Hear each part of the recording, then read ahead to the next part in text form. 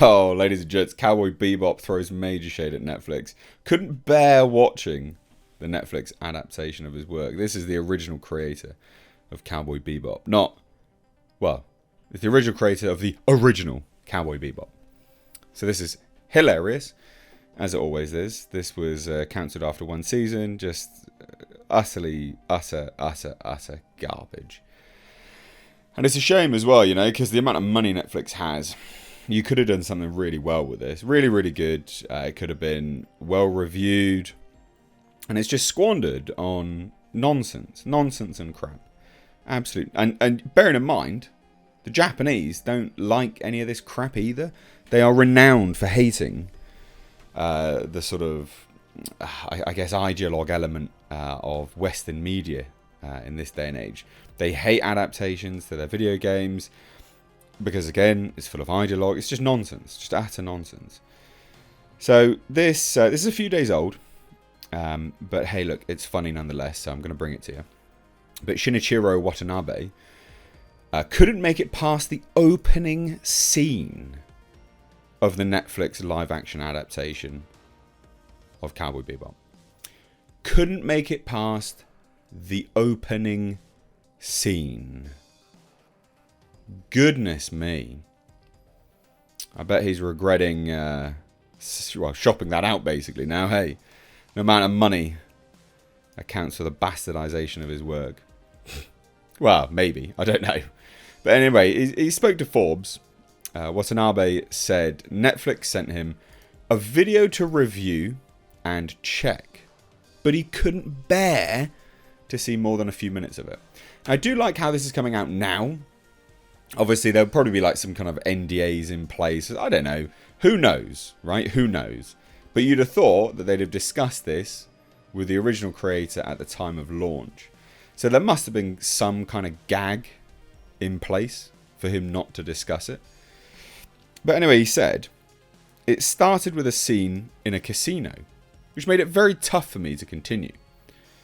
I stopped there, and so only saw that opening scene. It was clearly not Cowboy Bebop.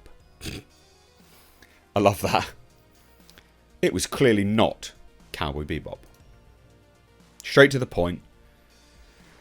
I like the Japanese. They don't mince their words. And they're very literal. And I really, really like that about the Japanese. Very, very literal. And so is a lot of Southeast Asia as well. Thailand, for instance, they call white people farang or farang, which is basically guava, because guava over there is white. So from a Western perspective, that would look like racism, but it's not, because they're just like, all white people are farang. It's quite funny, really, when you look at it like that. But they're not saying it in a derogatory fashion. They're like, farang, guava, white, etc. The Japanese, again, very, very literal. I'm a Japanese car guy. I love my Japanese cars. And again, they're very, very literal with their engine designations. VHR, very high rev. Hilarious stuff. But yeah, it was not Cowboy Bebop. And I realised at that point that if I wasn't involved, it would not be Cowboy Bebop. I felt that maybe I should have done this. Although the value of the original anime is somehow far higher now. So he's just like, look, that was absolute garbage, right? That was crap. That was absolute crap. I could have been involved. And you know what? It could have been better.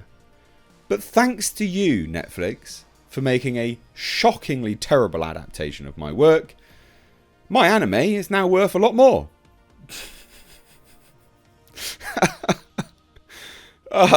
You've got to love it. You got to love it. I love the fact he doesn't care. He's just like, whatever.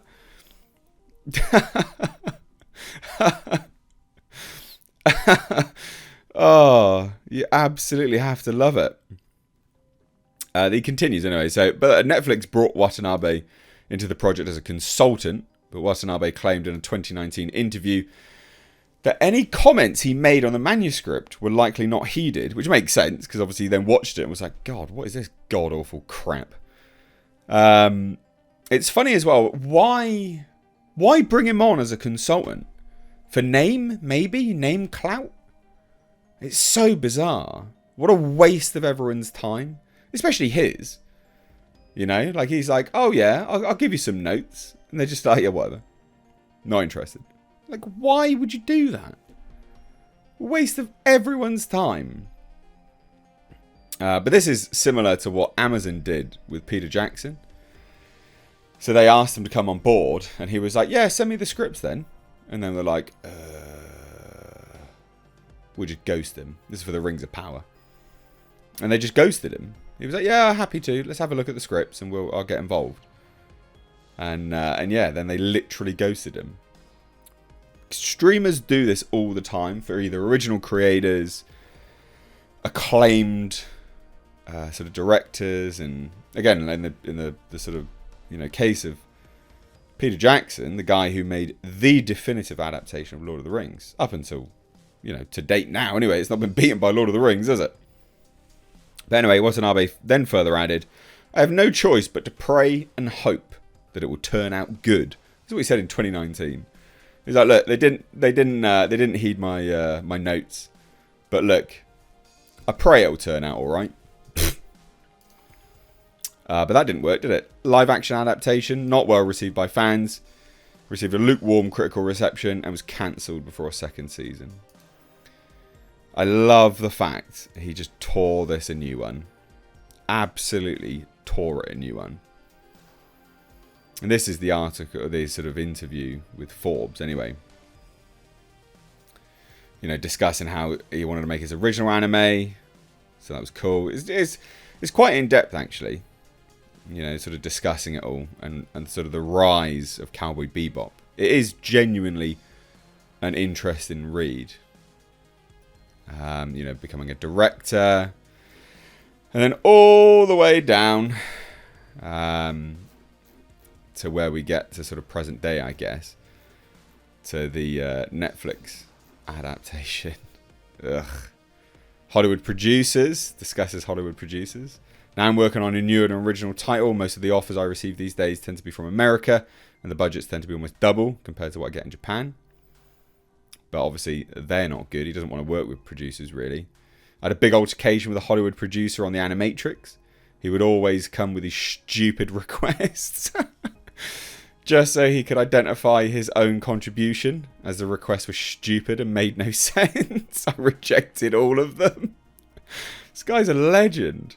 Unfortunately, I couldn't win in this situation, so I had to concede on some of these things. I learned this bitter experience, though. For subsequent projects, I became smarter and handling people who wanted to interfere.